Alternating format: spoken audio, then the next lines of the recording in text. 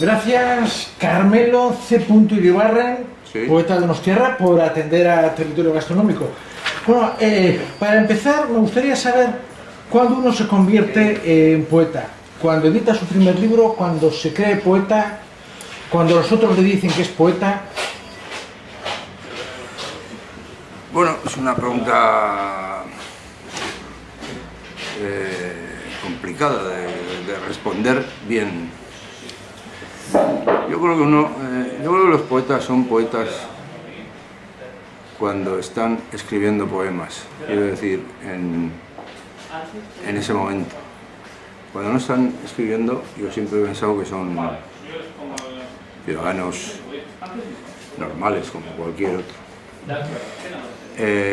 Pero entiendo que tú te refieres no exactamente a eso, sino a cuando uno cree ya que pues yo creo que, como dices tú, pues ahí se dan una conjunción de cosas. Pero, como decía, creo que tú te refieres a otra cosa.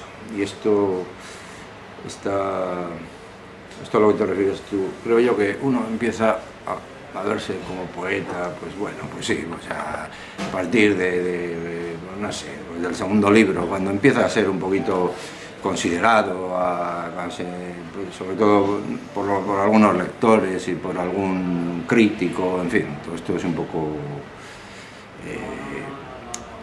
no hay una fecha que se pueda decir a partir de tal, ¿no? La vida te va diciendo.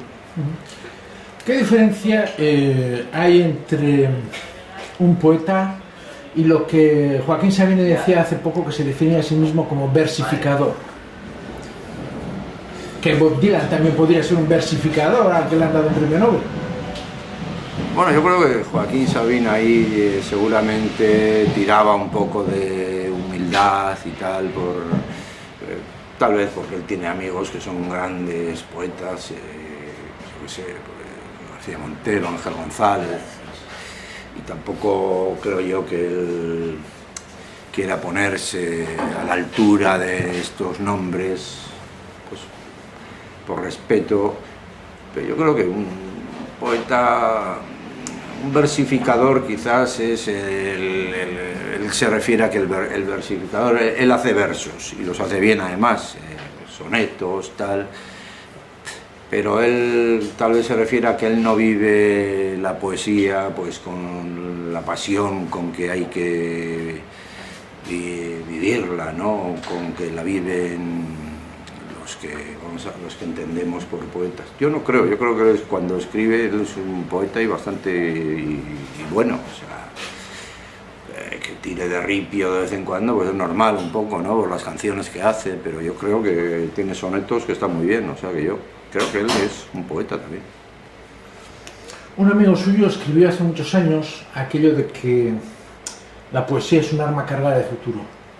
¿Sigue teniendo futuro o esa arma se ha encasquillado, ha perdido la mira como las escopetas de feria? Bueno, esto lo dijo Gabriel Celaya hace tiempo, en un momento en que la poesía era la posguerra y bueno, pues parece que se puso de moda, como era normal por otra parte, la poesía social, la poesía combativa, y él lo dijo atendiendo sobre todo a eso.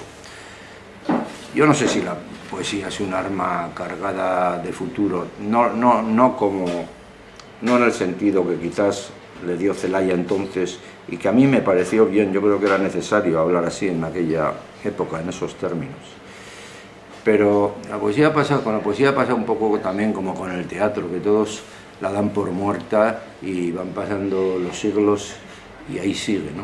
Yo creo que la poesía tiene algo que no tienen otras artes, y es que procura un diálogo muy personal con el lector cuando sucede. Es muy único, cuando uno encuentra un poeta que le llega de verdad, pues parece que ese autor ha escrito para ese lector. Se produce ahí una especie de comunión, ¿no? Que no se suele dar con otras. Es difícil, pero cuando se da, yo creo que es muy exclusivo de la poesía. ¿Tenía razón Platón cuando proponía expulsar a los poetas del estado de la ciudad? Bueno, seguramente tenía razón. Platón, yo creo que él lo explicaba, ¿por qué? Ahora no lo recuerdo, pero... Porque hacían poesía, una poesía, digamos... lírica y... Sí, y que iba a las emociones... Sí, sentimental. Sentimental y todo esto, ¿no? Sí, bueno, pues no sé, pues seguramente no entraba dentro de los cálculos de Platón ese tipo de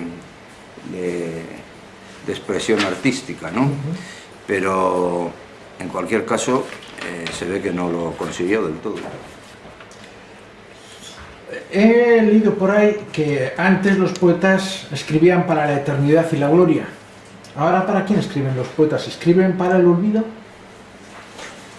Eso antes también, o sea, lo que pasa es que antes la posteridad y la gloria pues tenía un cierto prestigio.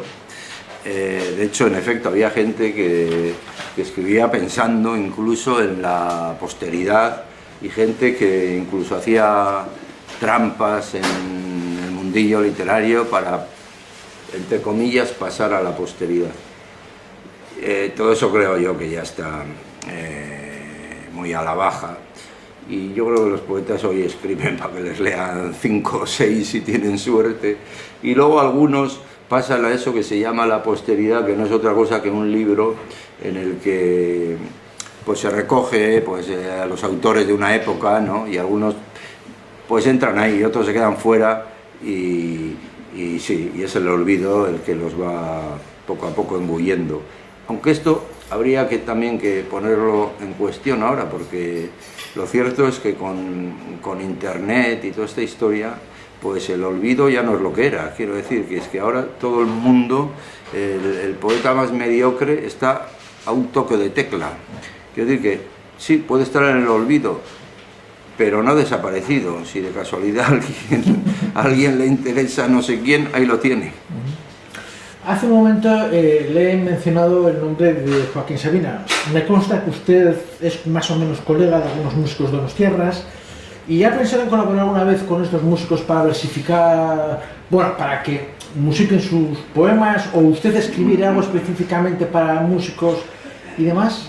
Sí, pues no, tengo amigos, sí, claro. Alguno viene aquí, además, al Tedone con nosotros, pues Rafa Berrio o alguna vez Diego Vasallo, en fin. Pero no, nunca he pensado en escribir canciones. Sí, en hacer algún acto. De hecho, íbamos a hacer un acto yo y Rafa Berrio ahora, pero por azares o cuestiones estas que suceden, pues no ha salido adelante, igual en otoño. Es decir, hacer actos conjuntos sí, pero nunca me he propuesto escribir canciones, no sé.